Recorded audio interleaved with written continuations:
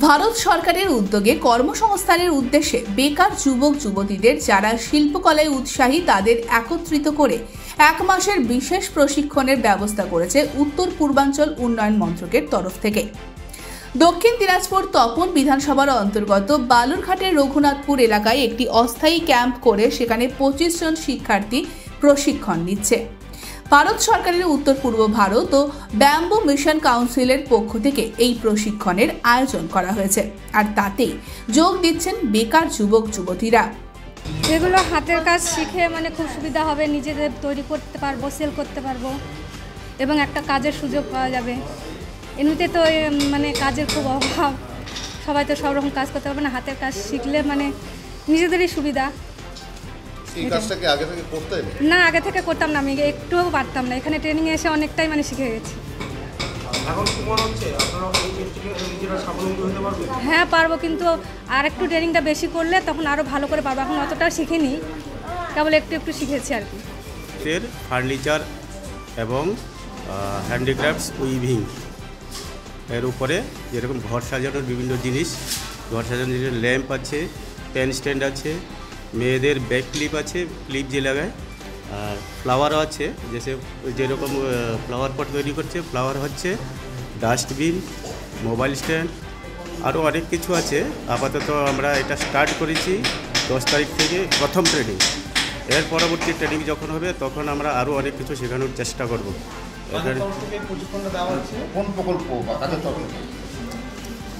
North east KNN bamboo development council থেকে দেওয়া হচ্ছে। এটা গুয়াহাটিতে আছে অফিসটা, গুয়াহাটি থেকে হচ্ছে ট্রেনিংটা এখানে কেন্দ্রীয় সরকারের। বাংলার গ্রামাঞ্চলে বিশেষত আদিবাসী সমাজের মধ্যে বাঁশের বিভিন্ন হাতের কাজের প্রচলন দীর্ঘদিনের, কিন্তু সেই শিল্প ধীরে ধীরে হারিয়ে যাচ্ছে। বাঁশের বিভিন্ন আসবাব এবং ঘর সাজানোর জিনিসপত্রের ভালো চাহিদা রয়েছে বিভিন্ন বাজারে। সেই দিকে নজর রেখেই এই ধরনের প্রশিক্ষণ এবং এর মাধ্যমে বেশ কিছু বেকার যুবক যুবতীর নতুন কর্মসংস্থানের দিশা পাবে বলে মত প্রকাশ করেছেন কেন্দ্রীয় প্রতিমন্ত্রী তথা বিজেপির রাজ্য সভাপতি সুকান্ত মজুমদার। আমরা বাঁশের কাজের বাম্বু মিশনের অন্তর্গত যে বাঁশের কাজ শেখানো তার প্রশিক্ষণ কেন্দ্র আমরা এখানে তৈরি করেছি। আমাদের বালুরঘাট শহর সংলগ্ন তপন বিধানসভার অন্তর্গত এই পাওয়ার হাউসের আগে হসপিটাল মোড়ের কাছে আমাদের এই যে সেন্টার, এখানে প্রায় 20-25 জন শিল্পীকে 1 মাসের স্টাইপেন্ড সহ প্রশিক্ষণ দেওয়া হচ্ছে। তার মাধ্যমে তারা দেখতে পাচ্ছেন যে বাঁশের সোফা, তার সাথে বাঁশের তৈরি টি টেবিল, বাঁশের বিভিন্ন দর্শনীয় বস্তু রঘুনাথপুরে এরা তৈরি করছে, এই রঘুনাথপুর এলাকায় তৈরি করছে।